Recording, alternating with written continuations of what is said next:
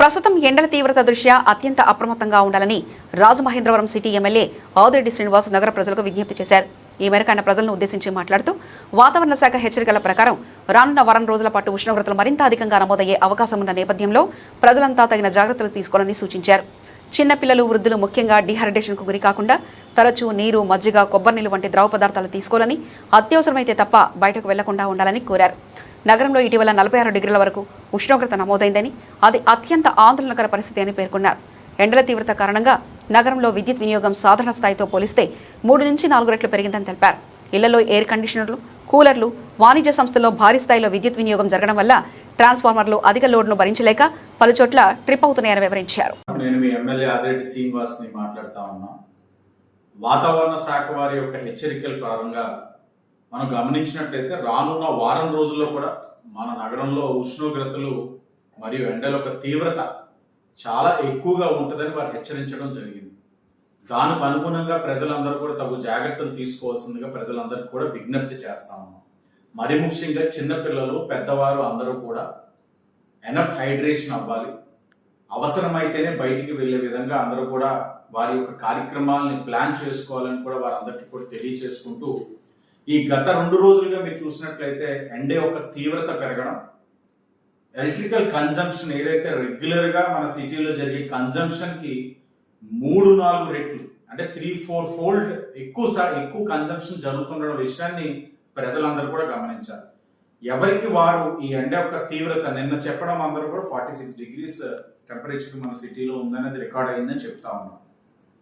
అంటే అంత టెంపరేచర్ ఉండడం వల్ల ప్రతి ఒక్కరు కూడా ఇళ్లలో ఉన్న ఏసీలు కానీ, కూలర్లు కానీ, లేకపోతే బిజినెస్ ఎస్టాబ్లిష్మెంట్స్ కానీ ఏదైతే ఉన్నారో అందరూ కూడా ఫుల్ లెంత్ కెపాసిటీ కన్జంప్షన్ లోని వారికి కెపాసిటీకి మించి 3-4 రెట్లు కన్జ్యూమ్ చేయడం వల్ల ఎక్కడికక్కడ ట్రాన్స్ఫార్మర్స్ ట్రిప్ అయిపోతా ఉన్నాయి.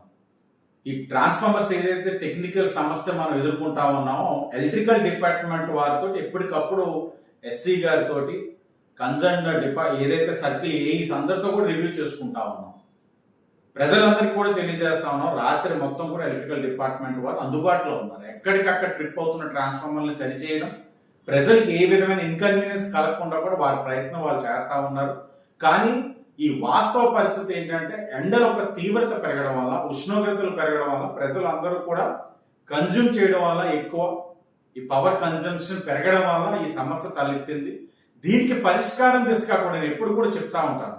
ఒక సమస్య వచ్చింది, ఈ సమస్య వల్ల ప్రజలు ఇబ్బంది పడ్డారు, క్షమించండి అని ఈ యొక్క అధికారులు కానీ రాజకీయ వ్యవస్థ చెప్పేస్తే సరిపోదు. దానికి పరిష్కారం కూడా ఆలోచించాలి.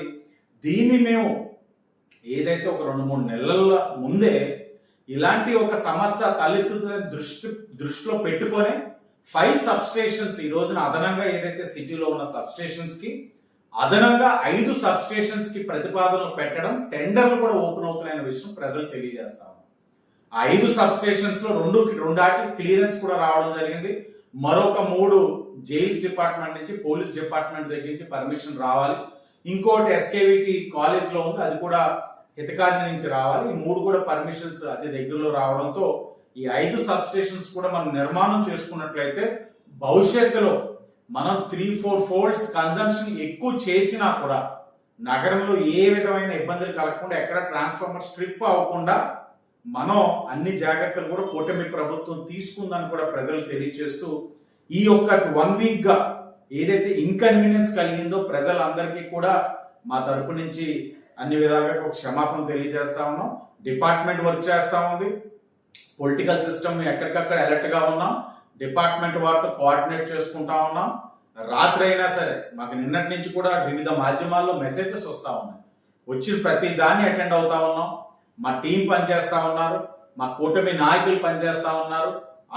అధికారులను కూడా సమన్వయం చేసుకుని వాళ్ళందరినీ కూడా అర్ధరాత్రి అయినా సరే పనిచేయించే కార్యక్రమం కూడా జరుగుతూ ఉందని, అలాగే జస్ట్ ఇంకొక 5 days లోని ఎండల ఒక తీవ్రత తగ్గిన తర్వాత మళ్ళీ నార్మల్ కన్సంప్షన్ లెవెల్కి వెళ్తారు.